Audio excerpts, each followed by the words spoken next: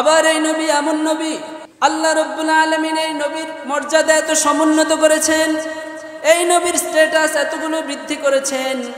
দুনিয়ার জমিনে যতই নবী এসেছেন সমস্ত নবীকে তার উম্মতেরা কষ্ট দিয়েছিল।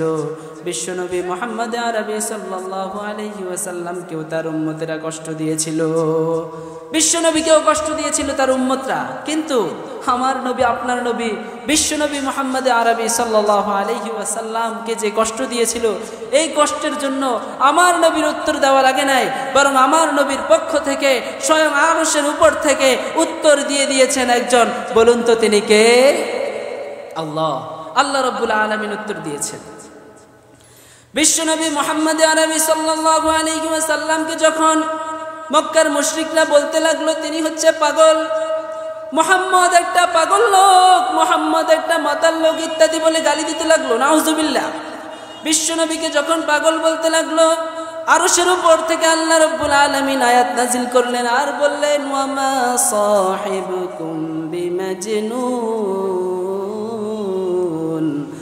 তোমাদের সঙ্গী যে তোমাদের সাথে আছে সে কিন্তু পাগল নয়, সে পাগল নয়, তোমরা তাকে পাগল বলো না। বিশ্ব নবী কোরআন পড়তে থাকতেন, কোরআনের কথা শুনে তারা বলতে লাগলো এই কোরআন কোরআন নয়, মুহাম্মদ হচ্ছে কবি, এই কোরআন হচ্ছে তার কবিতা। আল্লাহ রাব্বুল আলামিন আরশের উপর থেকে বললেন, ওয়া মা হুয়া বিকাউলি শাইরিন ক্বালিলাম মা তুমিনুন, না না, এটা কোনো কবির কবিতা নয়, তোমরা খুব কম সংখ্যক লোকে ঈমান আনো। তারপরে মক্কার আবাসীরা, আরববাসীরা তাকে বলতে লাগলো তিনি হচ্ছেন গণক, গণনা শোনায়। কোরআনকে বলতো গণনা, মুহাম্মদ একজন গণক। কিন্তু আল্লাহ রাব্বুল আলামিন আরশের উপর থেকে আয়াত নাজিল করলেন আর বললেন, ওয়ালা বিকাউলি কাহিনিন ক্বালিলাম মা তাযাক্কারুন, তিনি কোনো গণক নয়, বরং তোমরা খুব কম সংখ্যক লোকে উপদেশ গ্রহণ করো। আল্লাহ রাব্বুল আলামিন তার নবীকে কত মর্যাদা দিয়েছেন। আল্লাহ রাব্বুল আলামিন যখন দেখলেন তার নবীর সামনে উচ্চ আওয়াজে উচ্চ কণ্ঠে কথা বলে, তখন আল্লাহ রাব্বুল আলামিন বললেন, খবরদার, তোমরা তার সামনে উচ্চ আওয়াজে কথা বলো না। সাইয়েদনা আবু বকর রাদিয়াল্লাহু তাআলা আনহু এবং হযরতে ওমর রাদিয়াল্লাহু তাআলা আনহু একদিন নিজেদের মধ্যে নেতা নির্বাচন নিয়ে সামান্য একটু দ্বিধাদ্বন্দ্বে লিপ্ত হলেন, একটু তর্ক বিতর্কে লিপ্ত হয়ে গেলেন। তাদের কথা নবীর আওয়াজের চাইতে বেশি জোরে হয়ে গেল।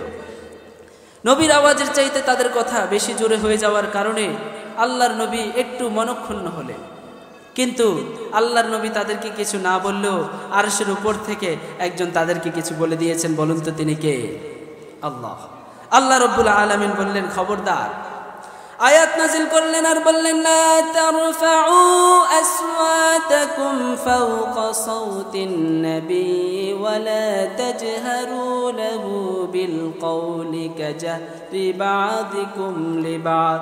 আল্লাহ রাব্বুল আলামিন আয়াত নাজিল করলেন আর বললেন, খবরদার, তার আওয়াজের সামনে তোমাদের আওয়াজ যেন জোরে না হয়ে যায়, তার আওয়াজের চাইতে তোমাদের আওয়াজ যেন অতি উচ্চ কণ্ঠে না হয়, এই বিষয়টা তোমরা খেয়াল করো। খবরদার। মক্কার থেকে বেদুইন এসে মুহাম্মদকে বলতো, হে মুহাম্মদ, নাম ধরে ডাকতো আর বলতো, হে মুহাম্মদ।